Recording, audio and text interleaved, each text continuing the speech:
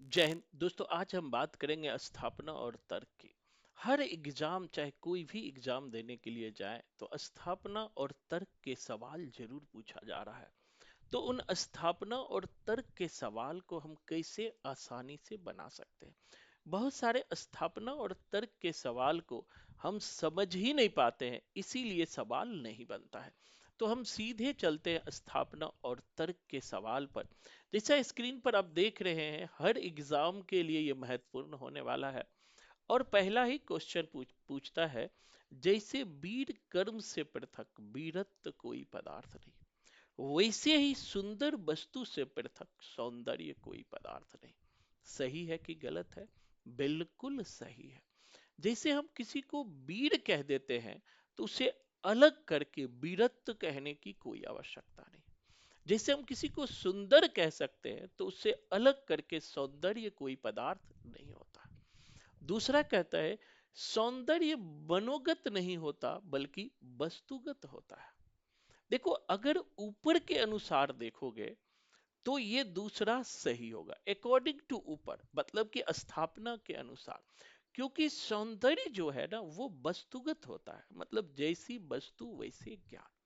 क्योंकि हम किसी के अंदर नहीं झांकते। अगर पर्सनल के लिए कहते, तब ये गलत हो जाता कि सौंदर्य मनोगत होता है, मन से। लेकिन हम जब दूसरे के सौंदर्य की चर्चा करते हैं, तो वहां पर सौंदर्य वस्तुगत हो जाता है।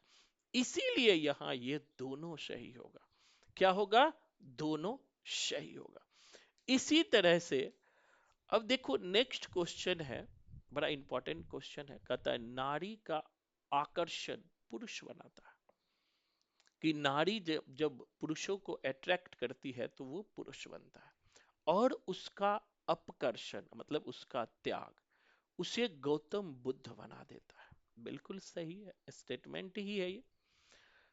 यशोधरा से गौतम बुद्ध के वैराग्य वैराग्य में यशोधरा के प्रति उसका अपकर्षण नहीं, बल्कि बुद्धत्व प्राप्ति के लिए उसका संकल्प कारणभूत था। बिल्कुल सही है कि गौतम बुद्ध ने जो वैराग्य लिए थे, उनके यशोधरा के प्रति उनका अपकर्षण नहीं था, बल्कि बुद्धत्व की प्राप्ति उनका एक संकल्प था।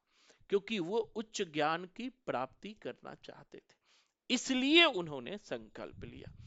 तो यहां दोनों आंसर सही हो जाएगा, ए और आर दोनों सही होगा। क्लियर है? इसी तरह से आगे हम लोग बढ़ते हैं। फिर कहता है, भक्ति और प्रेम दोनों में समर्पण का तत्व समान है। बिल्कुल सही है। भक्ति में भी जब हम ईश्वर की भक्ति करते हैं, तो वहां भी अपने आप को समर्पित कर देते हैं। और जब हम किसी से प्रेम करते हैं, तो वहां भी अपने आप को समर्पित कर देते हैं। इसलिए भक्ति और प्रेम दोनों में समर्पण का तत्व समान होता है। तर्क है, भक्ति और प्रेम स्व के परित्याग से संभव है। ये भी सही हो। स्व मतलब अहम। अगर आप भक्ति करते हो, ईश्वर का भजन करते हो, तो वहां भी अहम को त्यागना पड़ेगा, स्व को त्यागना पड़ेगा। और प्रेम करते हो, वहां भी स्व को त्यागना पड़ता है। इसीलिए इसका भी आंसर दोनों होगा। क्या होगा? दोनों होगा। नेक्स्ट क्वेश्चन की तरफ हम बढ़ते हैं। एमपीपीसीएससी का भी हम लोग एनालिसिस करवा रहे हैं, तो आप जुड़ सकते हो। नेक्स्ट क्वेश्चन है 47 का। कहता है, रहीमन पानी राखिए बिन पानी सब सोन, पानी गए न उबरे मोती मानस चुन। ये स्टेटमेंट बिल्कुल सही है, रहीम कवि का है। कि ये कहता है कि रहीमन पानी राखिए, यानी इज्जत के संबंध का है। बिन पानी सब सुन, बिना इज्जत के सब कुछ सुना है। तो उसी संदर्भ में दूसरा कहता है, धन बल और सत्ता के बल के आगे पानीदार मनुष्य भी असमान, असमर्थ और निरीह है। बिल्कुल गलत। यहां ऊपर के संबंध के अनुसार आर नहीं कह रहा है। अगर ऊपर के अनुसार आर कहता, तो सही होता। अगर उसके अनुसार नहीं कह रहा है, तो क्या हो जाएगा? गलत। तो मतलब हमारा पहला सही होगा, पहला सही होगा और दूसरा गलत होगा। नेक्स्ट क्वेश्चन है, काव्य में भाव पक्ष और कला पक्ष दोनों असंपृक्त होता है, मतलब जुड़ा हुआ होता है, दोनों को अलग अलग करके देख नहीं सकते। क्या होगा? बिल्कुल सही होगा। जब हम काव्य की बात करते हैं तो वहां कला पक्ष भी महत्वपूर्ण हो जाता है और भाव पक्ष भी महत्व होता है। दोनों इस तरह से जुड़ जाता है, असंपृक्त हो जाता है कि उसे अलग नहीं किया जा सकता है। बिल्कुल सही होगा। बिल्कुल क्या होगा? सही होगा। रचना में भाषा और संवेदना परस्पर आश्रित है, ये भी सही होगा कि कोई भी रचना होता है उसमें भाषा और संवेदना परस्पर एक दूसरे से जुड़ा होता है। क्या होता है? एक दूसरे से जुड़ा होता है। तो मतलब हमारा दोनों सही हो जाएगा। क्या होगा? दोनों सही हो जाए। तो ऐसे सवाल दोस्तों क्या होता है, अंडरस्टैंडिंग बेस्ट होता है। अगर हम अंडरस्टैंडिंग को डेवलप करेंगे तो ऐसे सवालों में से एक भी गलत नहीं होगा। नेक्स्ट सवाल की तरफ पढ़ते हैं। प्रेम गली अति सांकरी, तामे दुई ना समाये।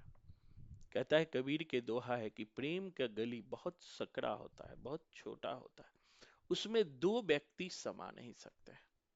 बिल्कुल सही है, कबीर का लाइन है। दूसरा कहता है, प्रेम मनुष्य को सीमित कर देता है। बिल्कुल सही है।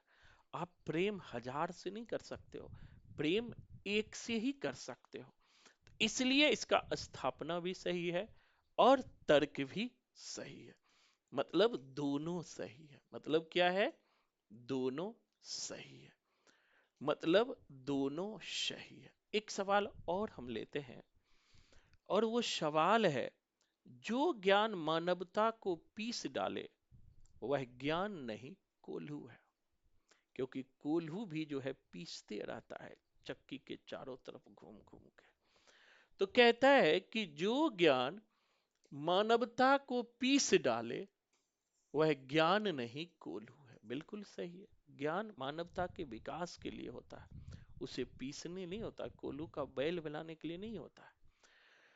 सच्चा ज्ञान मनुष्यता को उन्नत करता है, उसे नष्ट नहीं करता। बिल्कुल सही है।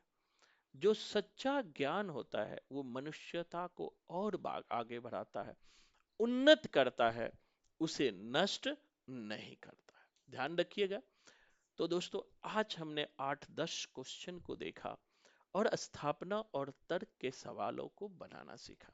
अगर इसी तरह 100, 200, 400 स्थापना और तर्क के सवाल को सीखना चाहते हैं तो फ्री में केवी कैंपस ऐप डाउनलोड कीजिए, और वहां बहुत सारे मैंने मेथड डाल रखा है।